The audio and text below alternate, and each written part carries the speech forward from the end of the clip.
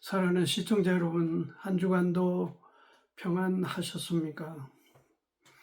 오늘도 사랑하는 여러분들과 함께 소중한 하나님의 말씀을 들고 교제할 수 있는 이 축복을 감사드립니다. 지금 세계가 어떻습니까? 러시아와 우크라이나 전쟁은 그대로 지속되면서 중동의 이란과 이스라엘 그리고 미국 등에 서로 죽이고 공격하는 이 전쟁으로 인해서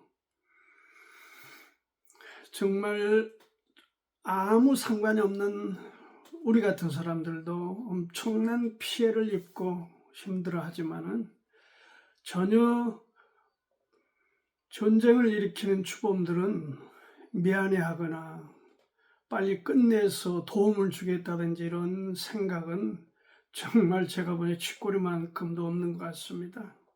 오직 자기 이익, 자기 어떤 국가의 체면, 특히 개인적 어떤 죄악을 피하기 위한 수단 또는 야망 이런 거에 의해서 세계 질서를 흐리고 혼돈케 하고 있는 것이죠. 안타깝습니다. 정상으로 돌아가기를 정말 우리가 기도할 수밖에 없습니다. 오늘은 성도 간의 교제, 교제에는 경계할 사항이 있다. 교제가 무엇입니까? 헬라어로는 코이노니아입니다. 단순한 만남은 아니죠. 얘는 함께 나눈다는 뜻이고 특히 공동체적인 관계를 중시하는 것이고 그 다음에 영적인 친교, 그래서 우리가 시간을 나누고 또 서로 재능을 나누고 물질을 나누고 서로 피로를 주고받으면서 대화를 통해서 아픔을 겪는 사람들을 힘을 배양시켜서 도와주고 이렇게 서로를 평균케 만드는 그 바로 중요한 일이 교제입니다. 펠로십이에요. 오늘 이 보고자 하는 로마서 14장은 이 저자인 바울이 교제에 관한 원칙, 그러니까 교제를 함에 상대방과 나와 어떤 교제를 함에 있어서 선을 넘어서도 안 되고 해서도 안 되고 방해물이 돼서도 안 되고 이런 것들에 대해서 몇 가지를 추려 중요한 부분을 우리에게 제시하고 있습니다. 그래서 오늘 제가 제목으로 교제에는 경계할 사항이 있다. 다르게 말하자면 교제, 성도 간의 코이노니아, 나눔에 있어서는 원칙을 갖고 있어야 된다. 원칙이 있어야 된다 하는 주제의 말씀을 로마서 14장 1절부터 12절 말씀까지를 통해서 함께 은혜를 나누고 우리 삶의 부요함으로 나아가는 계기가 되기를 바랍니다. 먼저 이 교제는 상대방에 대해서 우리가 비난하면 안 됩니다. 어떤 걸 비난하냐? 상대방의 어떤 가치관이나 상대방의 어떤 삶의 스타일이나 어떤 취미나 선호도나 이러한 것들에 대해서 특히 믿음이 있다고 하는 사람이 믿음이 연약한 사람을 향해서 비난하거나 공격하는 태도는 절대 해서는 안 된다.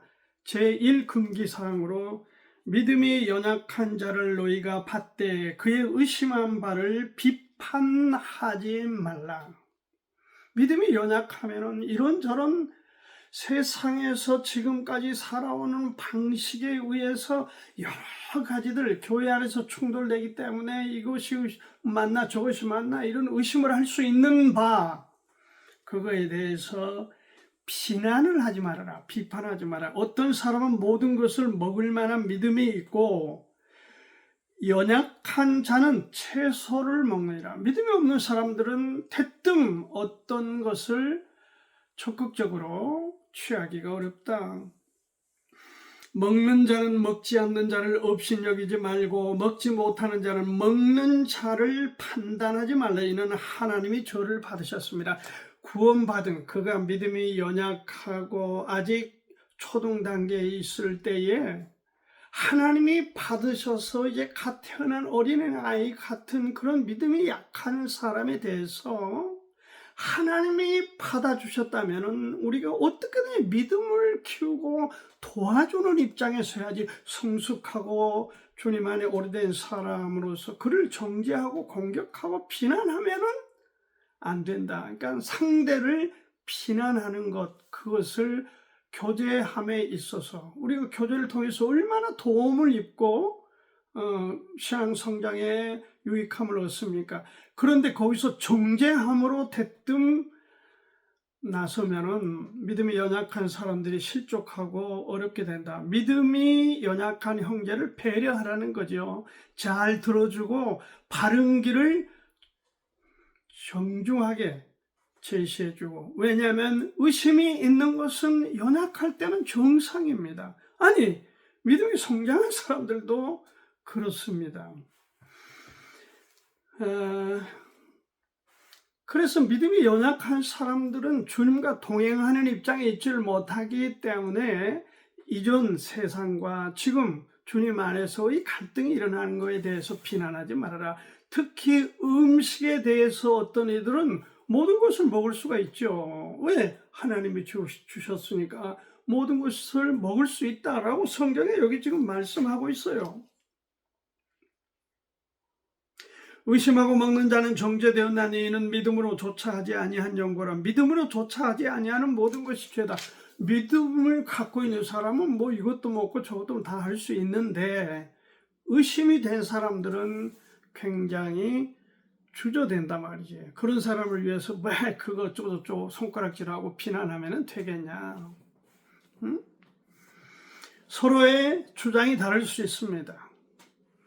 그래서 조심해야 된다. 교제할 때는 상대를 배려한다는 쪽에 서야지 어떤 거 잘잘못을 따려서 정죄하고 하지 마라, 해라, 명령하고 그렇게 하면 안 된다. 뭐 술을 한 잔 먹어도 된다느니, 뭐 보신탕을 먹어도 된다느니, 무슨 나는 채식만 먹는다느니 여기 나와 있지 않습니까? 그런 먹는 문제는 하나님 앞에 그렇게 중요한 문제가 아닙니다. 중요한 문제가 아닙니다. 그런데 신앙생활에서 먹고 뭐 마시고 이런 거는 무슨 나를 지키고 뭐 안 지키고 이런 것들은 본질 문제가 아니에요, 사실은. 이런 하나님이 지으신 소소한 문제, 먹는 문제로 만약에 형제가 신앙을 떠나게 만들어 버린다니 이러면은 실족해 하는 거죠. 그러면 되겠습니까? 여기 지금 14장 3절에 말해 먹는 자는 먹지 않는 자를 없인 여기지 말라. 먹지 못하는 자는 먹는 자를 판단하지 말라. 이는 하나님이 저를 받으셨는데 그를 실족하게 해서 하나님과 등지게 만든다면은 그 사람이 성숙한 그리스도인인가? 그 사람은 교제의 교자도 모르는 사람이다. 그런 얘기예요. 사람은요, 지적하고 비난을 하면은 절대 바뀌질 않습니다. 책임을 회피하려 하고 어떻게든지 핑계를 대려고 변명을 하려고 어떤 kum을 빠져나가려 하고 이렇게 잔머리를 쓰게 되지, 정죄하고 비난하면은 긍정적인 방향으로 변화가 되거나 바뀔 수가 없습니다. 여러분, 병아리를 부화시키기 위해서 달걀을 어디다 넣습니까? 따뜻한 그 어미품 또는 부화장에 가면 그 어미품과 같은 온도 따뜻한데 보존해서 얼마 지나서 부화가 되게 만드는 거지. 여러분, 달걀을 냉장고나 냉동고에 넣어놓고 병아리 나오라고 아무리 기도한다고 그게 나오겠습니까?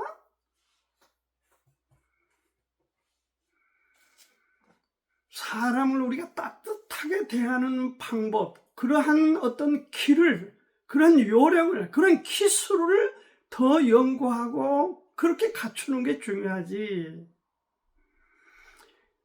공격하고 비난하고 질타하고 그러면 사람이 안 바뀝니다. 그런 사람은 좋은 교제자가 아닙니다. 그런 목사는 좋은 설교자는커녕 좋은 인간이 아니에요. 그런 사람이 그 얼마입니까? 강단에서 자기는 하나님인 것처럼 하고 성도는 무슨 죄인처럼 다루면서 하지 말라, 뭐 한다, 치신다, 공갈치고 협박하는 그런 설교자가 얼마나 많습니까? 저도 귀에 딱지가 앉을 만큼 많이 들었습니다. 냉장고에서 병아리가 부화하기 위해서는 냉장고는 안 됩니다. 여기 12장 3절에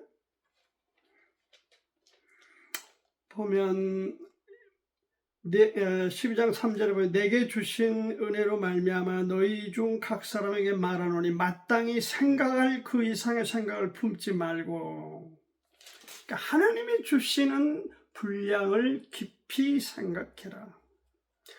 먹는 자는 먹지 않는 자를 없인 여기지 말아라. 그렇게 말을 강조하고 있습니다. 그리고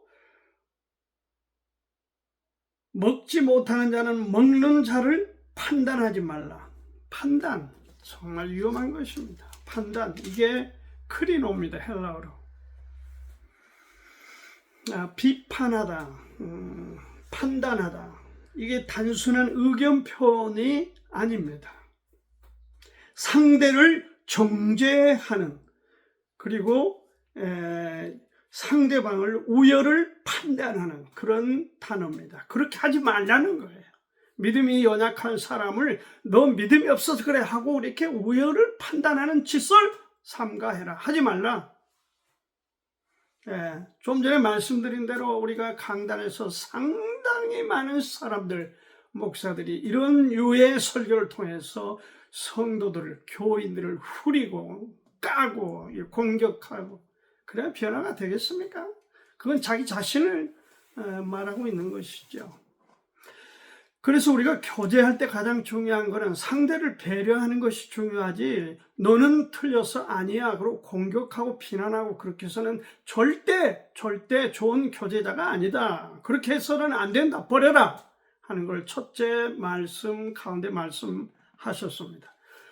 두 번째, 이 교제를 통해서 그의 주권자는 주님이심을 인정하라. 주님이 주권자시다.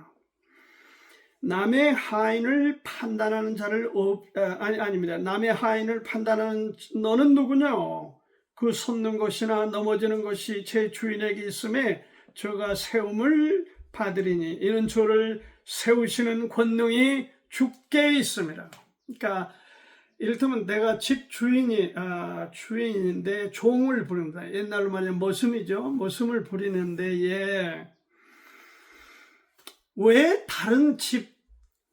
다른 사람의 부리는 머슴을 비난하고 종을 비난하고 까느냐 이 말이에요. 판단하느냐 이 말이에요. 지금 그러니까 네가 당신이 거느리고 있는 그 하인이 이러고 저러고 어쩌고 저쩌고 한다고 속삭이면서 왜 그를 그렇게 정죄하려 드냐, 그 얘기입니다. 이 말씀이. 그것은 하나님께서 그 집 주인에게 위임한 사람이면 그 집 주인이 알아서 할 일이지, 네가 뭔데 그 집 주인이 거느리는 하인을 이러고 저러고 까냐, 그 말입니다.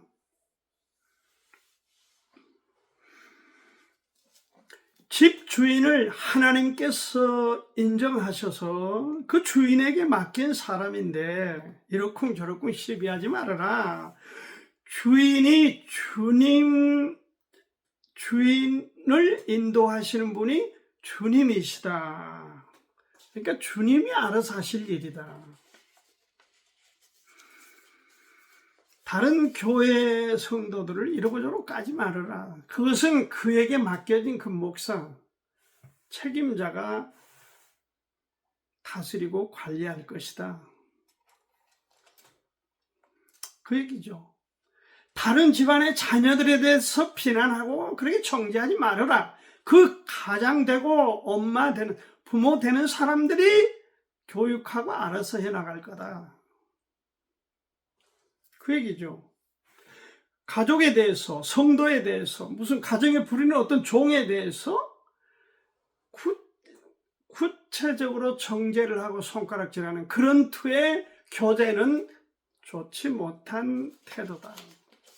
그 다음에 또 하나가 뭐냐면은 이 날짜에 대한 생각입니다. 이 날짜를 혹은 이날을 전날보다 낮게 여기고 혹은 모든 날을 같게 여기나니 각각 마음에 확정할지니라. 날에 관한 부활주일이다, 부활절이다, 성탄절이다, 무슨 오순절, 사순절, 무슨 구약도 아니고 신약도 아니고 정말 죽도 아니고 밥도 아닌 그런 미신적인 태도는 바람직한 건 아니죠. 그럼 믿음이 연약할 때 그러나 그렇게 할 수 있습니다. 뭐 사주를 봤다, 뭐 궁합을 봤다, 뭐 어떻게 했다, 점을 쳤다.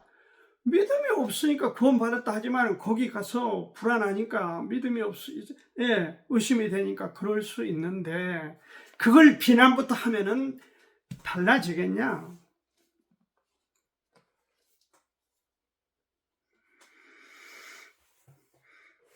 다 성장하면은 분별하게 되어 있습니다. 그가 어떻게 주님으로 인해서 성장해 갈 수 있느냐, 그것을 돕는 게 교제입니다. 성숙한 사람들의 역할이고 의무입니다. 나를 피는 이날 무슨 뭔 날 해서 한다고 그 날을 이날보다 저날을, 날은 다 똑같습니다. 어제나 오늘이나 내일이나 똑같습니다. 금년이나 내년이나 작년이나 똑같은 날이에요. 사람들이 그 날을 정해놓고 그 날을 더 월시하고 어떤 날을 더 보편하고 어떤 날은 더 열등시하고 그런 짓들은 해서는 안 된다. 오늘은 부활주일이니까 더 어떻게 마음을 더 가다듬고 그런 쓸데없는 것을 제시하지 말아라. 근데 교회들이 지금 하고 있잖아요. 목사님들이 그렇게. 맞습니까? 아닙니다. 이날이나 저날이나 오늘도 성탄이고 내일도 성탄이 똑같습니다. 성탄은 그러니까 어떤 날을 지키고 부활을 어떤 날을 지키고 사순절, 오순절 어떤 날짜를 지켜서 우리의 신앙이 성장해 가는 것이 아니고 뭐죠?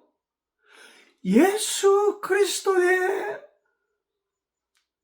우리를 사랑하심과 동행해 가면서 본질적으로 그 신앙의 성장을 돕는 것, 말씀을 통해서 가르치고 성장해서 우유를 먹어야 돼. 말씀의 우유를 먹고 양식을 먹고 고기를 먹고 그리고 성장해가게 도우면 다 분별이 되게 돼 있는데 돕게는 하지 않고 그런 걸 하지 마라 하라 하면은 정죄하고 비난하고 그렇게 하지 말아라. 그건 교제하는 태도가 아니야. 설교자의 태도도 아니야.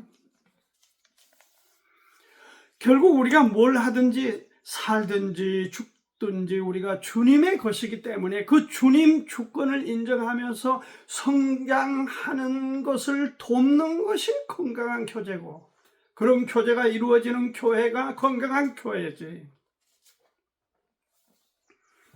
그래서 모든 사람은 그 마음을 확정하라는 것입니다.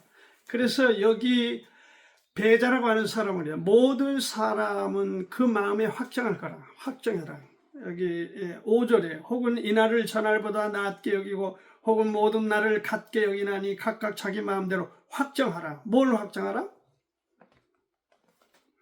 모든 사람은 그 마음에 확정하라. 같다는 것이야. 어제나 오늘이나 내일이나 똑같은 날이다. 오늘은 부활절이니까 다르고 어쩌고 저쩌고 이렇게 해서 뭐 이날은 특별히 어떻게 하고 그렇게 하지 말라는 거예요. 그럼 우리 신앙이 그 날 벗어나면 다른 날은 또 더 열등하게 여기게 된다는 거죠. 맞지 않나요? 이날을 우월시하면 이날을 열등시한다는 얘기예요.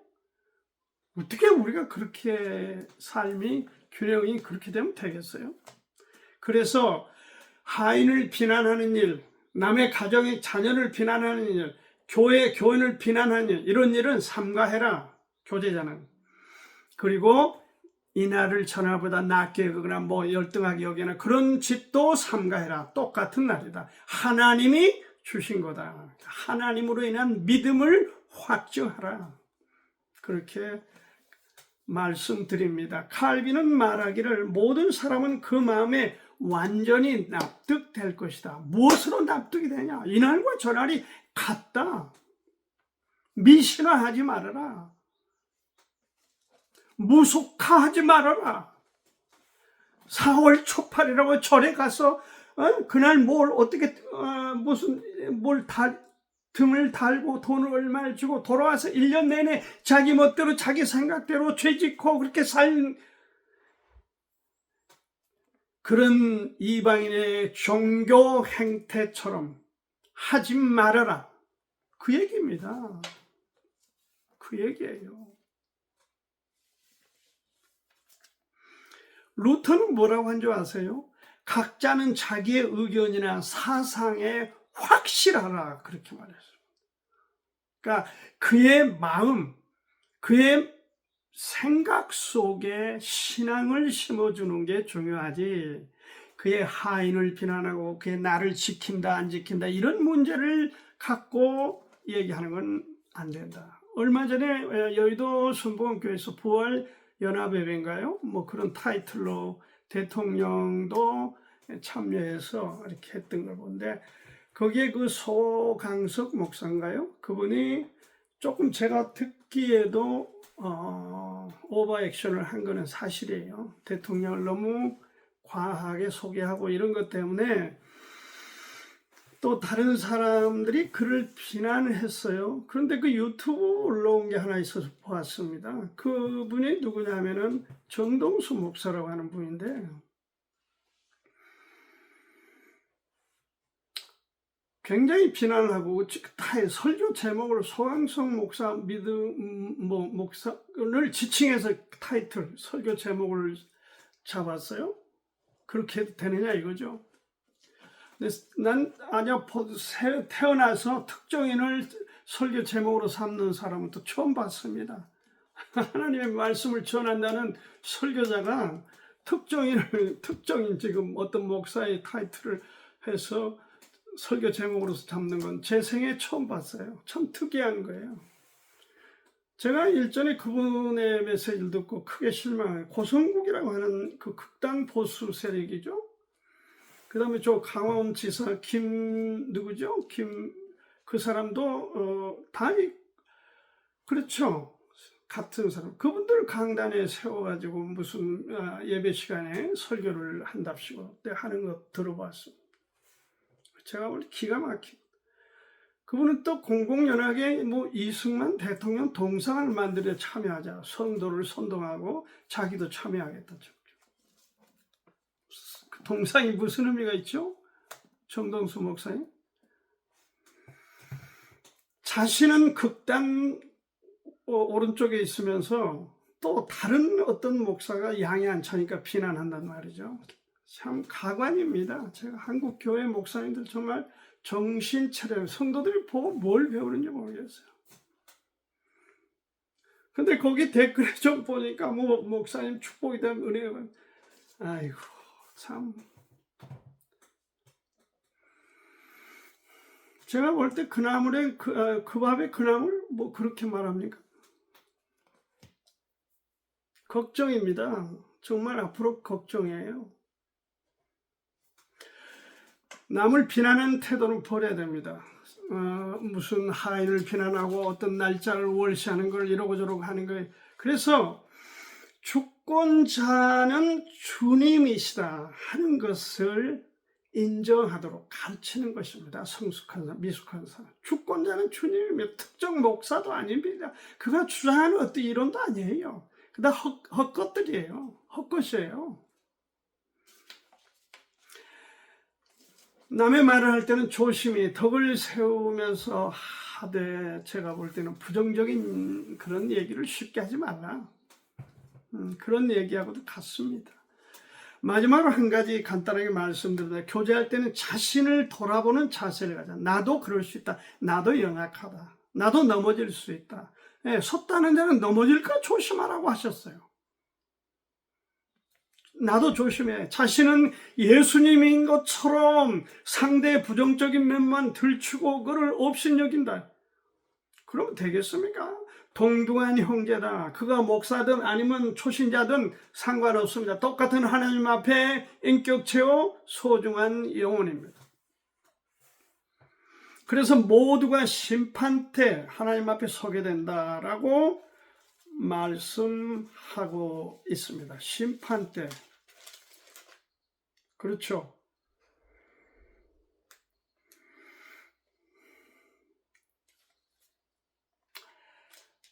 14장 11절에 보니까 기록되었을 때 주께서 가라사대 내가 살았노니 모든 무릎이 내게 꿇을 것이요 모든 혀가 하나님께 자백하리라 하였느니라. 이러므로 우리 각인이 자기 일을 하나님께 짓고 하리라. 직접 다 고백하게 되는 거 하나님 앞에 나가서. 이것을 헬라 언어로는 베마라고 그렇게 말합니다. 베마가 뭡니까? 심판의 공적인 보좌를 의미하는 것입니다. 계시록 20장 11절에 보면은 불신자들은 멸망을 결정짓는 지옥으로 보내지는 거죠. 거기에 대한 심판이 있을 것이고, 성도에게는 고린도 후서 5장 10절에 보면은 그 행위에 따라서 보상 여부를 결정하는 베마, 심판대라고 말하고 있습니다. 심판대. 여러분이 고린도후서 5장 10절을 찾아보십시오. 결국은 하나님 앞에 자신이 무엇을 어떻게 했던가에 대해서 직고한다. 13절에 So then each of us will give an account of himself to God. 하나님께 자신에 대해서 account, 계산한다 말이죠. 계산한다. 직고한다 이 말이죠.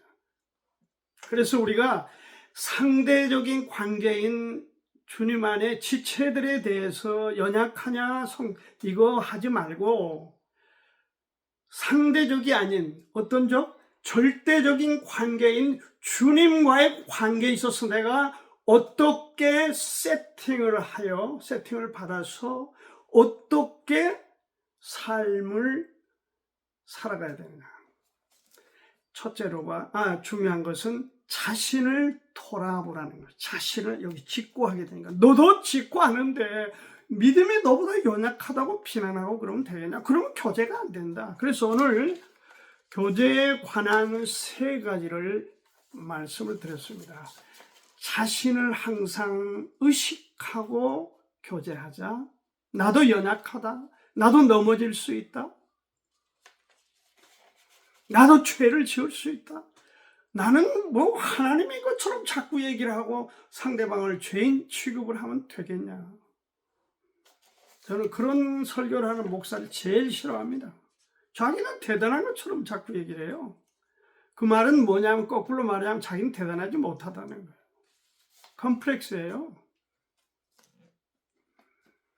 성장 과정에서 그렇게 성장하다 보니까 누구를 만나면 그렇게 반응을 하는 거예요. 그래서 자신을 알자. 2번째는 뭐죠? 주권자를 인정해야 돼. 주님이 주권자시다. 그리고 중요한 거 하나는 믿음이 연약한 자의 어떤 취향에 대해서 비난하지 말라. 이렇게 성도 간의 교제에는 조심해야 될 원칙이 있다. 교제에는 경계할 사항이 있습니다.